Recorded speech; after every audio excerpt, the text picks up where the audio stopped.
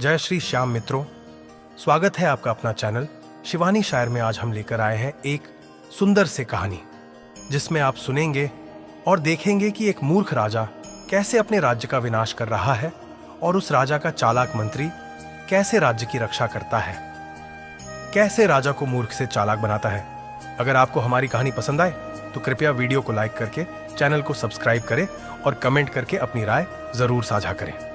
तो चलिए दोस्तों, कहानी की शुरुआत करते हैं। कहानी का शीर्षक है मूर्ख राजा का चालाक मंत्री। बहुत समय पहले की बात है। एक विशाल और समृद्ध राज्य था जहां हर तरफ हरियाली, व्यापार और समृद्धि थी। उस राज्य का राजा विशाल राज बहुत ही मूर्ख और आलसी था। वह केवल ऐशो आराम और विलासिता में लिप्त रहता था। उसे अपने राज्य और प्रजा की कोई चिंता नहीं थी। राज दरबार में उसे बस खुशामद करने वाले लोग पसंद थे, जो उसकी हर बात पर राजन आप महान हैं कहकर सिर झुका लेते थे। राजा के दरबार में एक चतुर मंत्री था, सोमेश्वर। वह बहुत बुद्धिमान, दूरदर्शी और न्यायप्रिय था। उसे प्रजा की भलाई की बहुत चिंता थी। उसने कई बार राजा को समझाने की कोशिश की कि उसे अपने राज्य की देखभाल करनी चाहिए, पर राजा उसकी एक नहीं सुनता था। राजा को लगता था कि वह सबसे अधिक बुद्धिमान है और मंत्री की बातें बेमतलब की होती हैं। राजा को अजीब अजीब ख्याल आते रहते थे और वह बिना सोचे समझे फैसले ले लेता था। एक दिन उसने दरबार में घोषणा की कि राज्य में हर किसी को केवल सफेद वस्त्र पहनने चाहिए, क्योंकि उसे सफेद रंग बहुत पसंद था। मंत्री ने उसे समझाने की कोशिश की कि यह उचित नहीं है, क्योंकि हर किसी के पास सफेद वस्त्र नहीं होते और यह प्रजा पर एक अनावश्यक बोझ होगा। लेकिन राजा ने उसकी एक नहीं सुनी और आदेश दे दिया कि जो कोई भी सफेद वस्त्र नहीं पहनेगा उसे दंड दिया जाएगा।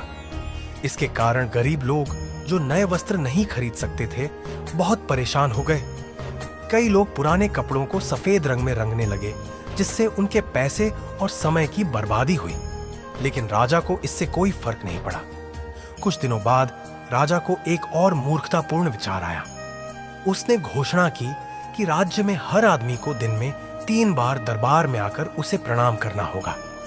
यदि कोई ऐसा नहीं करेगा तो उसे दंड मिलेगा। अब पूरा राज्य परेशान हो गया। किसानों को अपने खेत छोड़कर आना पड़ता, व्यापारी अपना व्यापार छोड़कर दरबार में जाने लगे और सैनिक भी अपने कार्य छोड़कर राजा को प्रणाम करने के लिए खड़े रहते। धीरे धीरे राज्य में अव्यवस्था फैलने लगी। व्यापार ठप पड़ने लगा, खेती बाड़ी बिगड़ने लगी और चारों तरफ हाहाकार मच गया। मंत्री सोमेश्वर ने देखा कि यदि ऐसा ही चलता रहा तो राज्य पूरी तरह नष्ट हो जाएगा। उसने राजा को सही राह पर लाने के लिए एक योजना बनाई।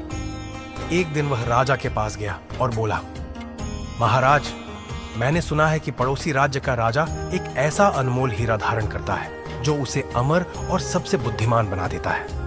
यदि आपको वह हीरा मिल जाए तो आप संसार के सबसे महान राजा बन जाएंगे। राजा यह सुनते ही बहुत उत्साहित हो गया। उसने मंत्री से पूछा, कहां मिलेगा वह हीरा? मंत्री ने उत्तर दिया, वह हीरा केवल उसी को प्राप्त होता है जो अपनी प्रजा के भले के लिए दिन रात मेहनत करता है, न्यायप्रिय होता है और बुद्धिमान लोगों की सलाह मानता है। यदि आप भी ऐसा करेंगे तो वह हीरा स्वयं आपके पास आ जाएगा। राजा को लगा कि यह एक शानदार अवसर है। उसने उसी दिन से खुद को बदलने का निश्चय किया। उसने प्रजा की समस्याओं को समझना शुरू किया, अच्छे फैसले लेने लगा और धीरे धीरे अपनी मूर्खता छोड़कर मंत्री की बातों को मानने लगा। कुछ ही महीनों में राज्य में बदलाव दिखने लगा। व्यापारी फिर से अपने काम में लग गए। किसान खुशी खुशी अपनी फसलें उगाने लगे और लोग राजा की जय जयकार करने लगे। 1 साल बीत गया, पर राजा को वह अनमोल हीरा नहीं मिला।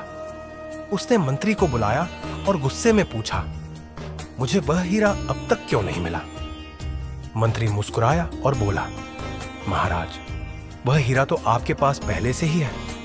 जब आपने प्रजा की भलाई के लिए काम करना शुरू किया, जब आपने न्याय को अपनाया, तभी आप सबसे महान राजा बन गए। वह अनमोल हीरा कोई पत्थर नहीं, बल्कि आपकी बुद्धिमता, न्यायप्रियता और प्रजा के प्रति आपका प्रेम है। यही सच्ची संपत्ति है। राजा को अपनी गलती का एहसास हुआ।